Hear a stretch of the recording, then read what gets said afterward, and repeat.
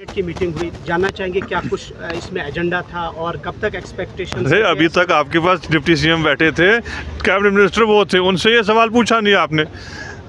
जी थोड़ा सा बताएं, क्योंकि आप रोड पे पूछें, इस रोड के ऊपर पूछें। जो सुनील शर्मा है लोग, उसने बोला कि अगर फ्रूट इंडस्ट्री यहाँ खत्म होगी इसके जिम्मेदार उमर साहब है कि इसने इनिशिएटिव नहीं लिया। आपने सुना नहीं, डिटेल जवाब दिया डिप्टी सीएम साहब ने। हाईवे का कंट्रोल हमारे पास नहीं है, वो भी जानते हैं।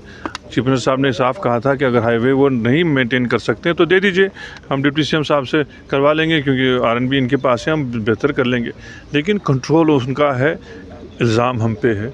लॉ एंड ऑर्डर का कंट्रोल उन पे है, इल्ज़ाम हम पे है। यहाँ की पुलिस का कंट्रोल उन पे है, इल्ज़ाम हम पे है। वो पहले तय करें वो किस तरफ है, क्या वो इस सियासत को आगे बढ़ाने के लिए हमें मदद करने के लिए, कि यहाँ खामखा तनकीद करके इसको बर्बाद करने की सूरत में।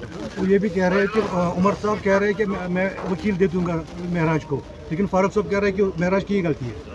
देखिए, उस मामले में हमने अपना वाज़ह बात की है। एक MLA को इस तरह इस कानून में बंद नहीं करना चाहिए था, चाहे कोई भी खता हो। और जो हमारी जो इत्तला है, खता यही थी कि वो अपने लोगों के लिए एक मेडिकल फैसिलिटी चाहते थे, वहाँ लोकेशन की दिक्कत थी, उनकी जो नाराज़गी वहाँ की डिस्ट्रिक्ट एडमिनिस्ट्रेशन के साथ थी। कायदे से ये बात रिजॉल्व करनी चाहिए थी बातचीत से। इतना बड़ा कदम जायज़ नहीं है, और अभी आने वाले सेशन में भी ये बात ज़रूर उठेगी कि एक सिटिंग MLA को इस तरह कैसे इतने ख़तरनाक जो है कानून में बंद किया गया। नासिर साहब, हम देख रहे हैं कि एक नोशन है, एक इलेक्टेड गवर्नमेंट होने के बावजूद, चाहे लीडर ऑफ अपोजिशन हो चाहे PDP हो, अपने इश्यूज़ को लेके LG साहब के पास मेमोरेंडम लेके जा रहे हैं, इवन कि यहाँ एक इलेक्टेड गवर्नमेंट है। किस तरह से आप कुछ मसला है ही जो हम पहले से कहते हैं, एक उन्होंने एक निज़ाम इस तरह से भी किया है कि वो चाहते हैं कि उनकी ये दोस्ती आइंदा पक्की हो जाए, लेकिन लोगों ने उनको रिजेक्ट किया हुआ है। वो अगले 5 साल इंतज़ार करें, फिर दोबारा जब लोगों के पास जाएंगे फिर ये हरकतें करें। ये हमने पहले भी देखा है। मुझे समझ नहीं आता, जैसे डिप्टी सीएम साहब ने कहा, वो किस बात का रोते हैं। 11 साल हम लोग बाहर थे, 11 साल का निज़ाम उनके पास था, चाहे तब जब वो कोलिशन में थे या तब जब यहाँ LG साहब हुकूमत में थे। कंट्रोल तो उन्हीं का था, हम लोग तो तब भी बाहरी थे। सर, अभी हम देख रहे हैं कि फाइनेंशियल क्राइसिस बहुत सारी है कश्मीर वैली में, चाहे हम टूरिज़्म को देखें, ट्रांसपोर्ट को देखें, इवन कि अभी ट्रांसपोर्टर्स की हम प्रेस कॉन्फ्रेंस भी देख रहे थे कि जिन्होंने गाड़ियां खरीदी है, गाड़ियां बैठी है, बैंक का लोन है, वहाँ से बैंक वाले भी सताते हैं उनको। इवन कि हम देख रहे हैं हॉर्टिकल्चर, एग्रीकल्चर सेक्टर हमारे पास है।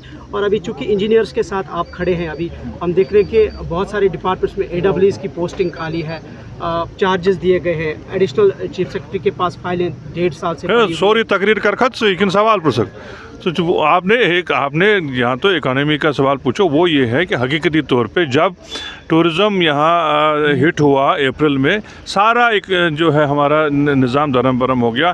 टूरिज़्म इंडस्ट्री की वजह से बिज़नेस का काफ़ी फैलाव होता था, उससे एक हिट हुआ। उसके बाद फ्लड्स आए, उससे बहुत ज़बरदस्त हिट हुआ। हम लोगों ने बैंक्स को ये जो है गुजारिश की, उनके साथ ही उठाया है कि उनको डेफर्ड पेमेंट जो है मिलनी चाहिए, क्योंकि 5-6 महीने में जब तक वो रिवाइव ना करें, उनको ये किस्तें डेफर की जाए। मुश्किल हो गया उनको ये किस्तें भरने के लिए, और जैसे आप लोग कहते हैं हम लोग भी वही डिमांड करें। बाकी किसानों का जो है, हमने गवर्नमेंट ऑफ इंडिया से भी किया कि एक असेसमेंट हमने खुद की है, एक उनकी टीम भी आई थी असेसमेंट करने के लिए। उनकी टीम का भी जो असेसमेंट होगा वो पूरा मुआवजा हमारे किसानों को, फ्रूट ग्रोवर्स को, बाकी जितने तबका चाहते हैं उनको मिलना चाहिए। जैसे डिप्टी सीएम साहब ने कहा, इसमें फराग दिली से काम लेना पड़ेगा गवर्नमेंट ऑफ इंडिया को। Thank you. यूँ तकरीर करा